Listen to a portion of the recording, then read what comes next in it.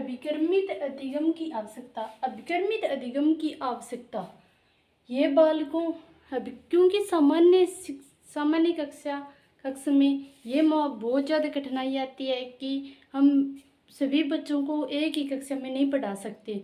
व्यक्तिगत विभिन्नता के आधार पर हम उनको एक साथ उनको एजुकेशन या शिक्षा या कोई भी काम हो हम उनको नहीं सिखा सकते, क्योंकि कई बच्चे बहुत जल्दी सीख जाते हैं और कई बच्चे धीरे धीरे सीखते हैं।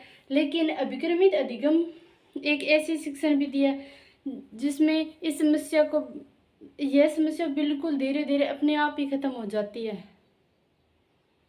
क्योंकि यह बालकों को सब गति से सीखने का अभिक्रमित अधिगम शिक्षण विधि है। ये बालकों को सब गति से अपनी जैसी गति उसी के अनुसार सीखने के लिए अवसर प्रदान करती है, जिससे व्यक्तिगत विभिन्नता के कारण अध्यापन में आने वाली जटिलताएं भी अपने आप ही खत्म हो जाती है। जैसे कि हम शुरू में बालक को ANR और क खड़े सिखाते हैं, लेकिन कुछ बच्चे ऐसे होते हैं जो जल्दी ANR और क खड़े सीख जाते हैं, तो उनको हम अगले स्टेप यानी अगला स्तर करवा देते हैं। लेकिन कुछ बच्चे ऐसे होते हैं जो ANR और क खड़े या कोई भी क्रिया प्रतिक्रिया वो धीरे धीरे सीखते हैं, लेकिन अन्य बच्चों के साथ उनका कंपैरिजन नहीं कर सकते, कंपैरिजन नहीं किया जाता। जो बच्चा जैसे सीख रहा है उसी के स्तर के अनुसार उसको सब गति से सीखने का बहुत ही अच्छा अवसर प्रदान किया जाता है अभिक्रमित अनुदेशन शिक्षण विधि में। अब देख लेते हैं हम अभिक्रमित अधिगम के सिद्धांत। अभिक्रमित अधिगम शिक्षण विधि इसके सिद्धांत कौन कौन से हैं? सर्वप्रथम तो अधिगम अभिक्रमित के कितने हैं? 5 सिद्धांत होते हैं। सबसे पहले छोटे सोपानों का सिद्धांत, दूसरा सक्रिय सहयोग का सिद्धांत, तीसरा तुरंत आश्वासन का सिद्धांत, और चौथा है स्वतः गतिक्रम का सिद्धांत, और 5वां हुआ छात्र परीक्षण का सिद्धांत। छोटे सोपानों का सिद्धांत, सर्वप्रथम हमारा सिद्धांत होगा छोटे सोपानों का सिद्धांत। इसमें छोटे सोपानों का सिद्धांत का अर्थ यह है कि बच्चे को यानी कि बालकों को या सीखने वालों को जो भी कोई क्रिया प्रतिक्रिया सीख रहा है उसको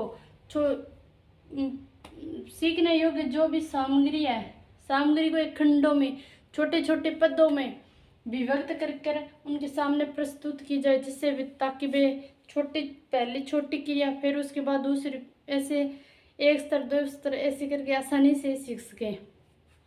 दूसरा सिद्धांत होगा सक्रिय सहयोग का सिद्धांत है।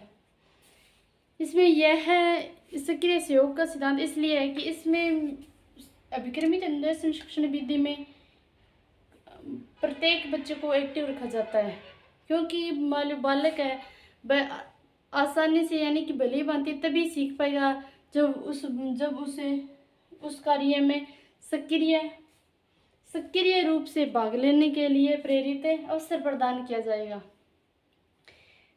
परंपरागत शिक्षण प्रणाली में यह होता था कि कक्षा में अगर एक बालक ने उत्तर सही दे दिया तो अन्य बच्चों से नहीं पूछा जाता था, नहीं पूछ लिया जाए।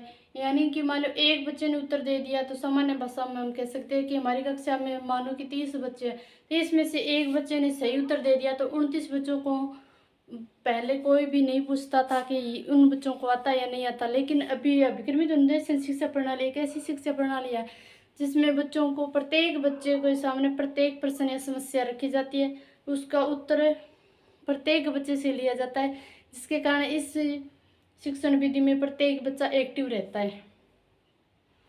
क्योंकि पहले अगर एक बच्चे से पूछ लिए जाते उसने आंसर दे दिया तो अन्य बच्चे उनका जो भी उत्तर है वो अपने अपने माइंड से यानी अपने दिमाग से उसके उत्तर से अपना उत्तर मिला सकते हैं, बट उनका जो जैसा सोचा हुआ उत्तर वो अपने आप ही भलाई मिला लो, वरना उनका जो भी क्रिया प्रतिक्रिया है वो ऑटोमेटिक ही दबी रह जाती है उसमें।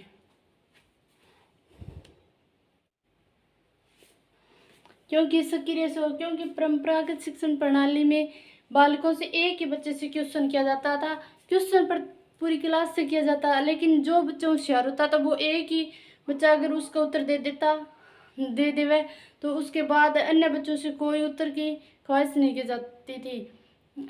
भले बच्चे उनको आता हो या नहीं आता हो ये अलग बात है, बट एक ही बच्चे ने उत्तर दे दिया तो उसी का मान लिया और नेक्स्ट स्तर की ओर चल दी है। लेकिन अभिक्रमित अनुदेशन शिक्षण प्रणाली में एक ऐसी प्रक्रिया नहीं है। इसमें प्रत्येक बच्चे के सामने समस्या और प्रश्न रखे जाएंगे और प्रत्येक बच्चे से आंसर लिए जाते हैं। तीसरा है तुरंत आश्वासन का सिद्धांत। इसमें क्या है कि बच्चों को कोई प्रश्न या समस्या दी गई है, उसका उत्तर सही है या गलत तुरंत बता दिया जाता है, जिससे बच्चा अपनी एजुकेशन को, अपनी शिक्षा को, अपनी जो भी क्रिया है उसको और आसानी से ढंग से सीख कर अच्छा कर सके। अगर गलत क्वेश्चन हुआ है तो उसको सही करने की कोशिश करेगा। अगर बच्चे का लेवल सही है या बच्चे ने सही सीखा और सही जवाब दिया है तो वो अगले स्तर की ओर पूरी कोशिश करेगा आगे बढ़ने के लिए। फिर क्या है सत्य गति क्रम का सिद्धांत। इसमें कि अभिक्रमित अनुदेशन शिक्षण प्रणाली का चौथा सिद्धांत यह कहता है कि इसमें बालक को अपनी इच्छा शक्ति से स्वगति से सीखने का अवसर प्रदान किया जाता है और तीव्र गति से चलने के लिए बच्चा अपनी इच्छा अनुसार चलने के लिए बहुत ज़्यादा स्वतंत्र होता है। पांचवा छात्र परीक्षण का सिद्धांत है। इसमें पाठ्य सामग्री है। पाठ्य सामग्री की इकाइयों या घटकों का आकार, संख्या तथा मात्रा छात्र केंद्रित रहना। इसमें क्या है, जो भी पाठ्य सामग्री होगी, घटक होगी, संख्या होगी, जो कुछ भी चीज़ें हैं इसमें वो बालक को देखकर ही उसको छात्र केंद्रित रखे ही छात्रों के सामने प्रस्तुत किया जाता है, जिससे कि छात्रों की सीखने की प्रक्रिया के आधार पर किसी अभिक्रम का सुधार छात्र परीक्षण के सिद्धांत पर आधारित है।